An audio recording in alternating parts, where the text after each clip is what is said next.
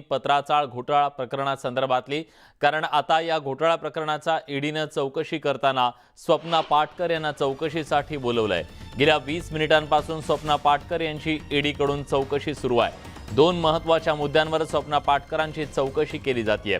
पत्राचाळ पुनर्विकास प्रकल्पातील जमीन व्यवहार प्रकरण आणि संजय राऊतांसोबतच्या कथित फोन कॉलचं प्रकरण या मुद्द्यावरून ईडीनं तपास सुरू केलाय। यापूर्वीही ईडीनं स्वप्ना पाटकर यांचा जबाब नोंदवला होता। आता स्वप्ना पाटकर यांच्या चौकशीनंतर संजय राऊतांच्या अडचणी आणखी वाढण्याची शक्यता वर्तवण्यात येते।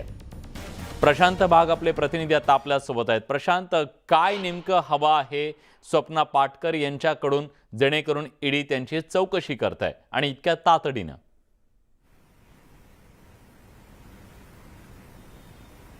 विलास, आपल्याला माहिती आहे की 2 महत्त्वाच्या प्रकरणांचा समावेश हा संजय राऊत यांच्या चौकशीमध्ये समोर येतो। एक म्हणजे की पत्रावाला चाळ प्रकरण, यामध्ये प्रवीण राऊत हे ऑलरेडी अटकेत आहेत।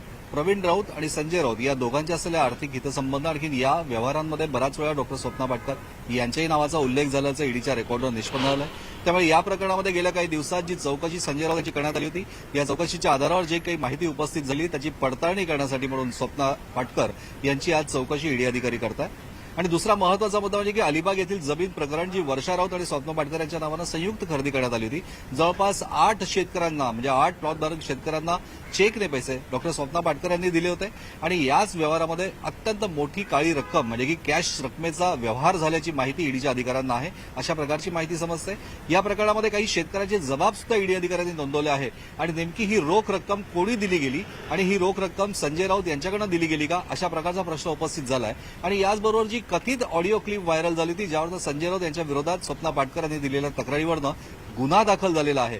या तक्रारीमध्ये सुद्धा, त्या ऑडिओ रेकॉर्डिंगमध्ये सुद्धा संजय राऊत यांनी एका व्यवहाराचा, जमीन प्रकरणाचा उल्लेख केला आहे। नेमकं ते प्रकरण हे अलिबाग खिम येथल्याच जमिनीचं आहे का, हाही अत्यंत महत्त्वाचा मुद्दा आहे। ईडीनं सुमोटो या प्रकरणाची चौकशी सुरू केली आहे। त्यामुळे आज स्वप्ना पाटकर यांच्या चौकशीतून नेमकं काय बाहेर येतं हे पाहणं महत्त्वाचं असेल। तुम्ही नजर ठेवून राहा।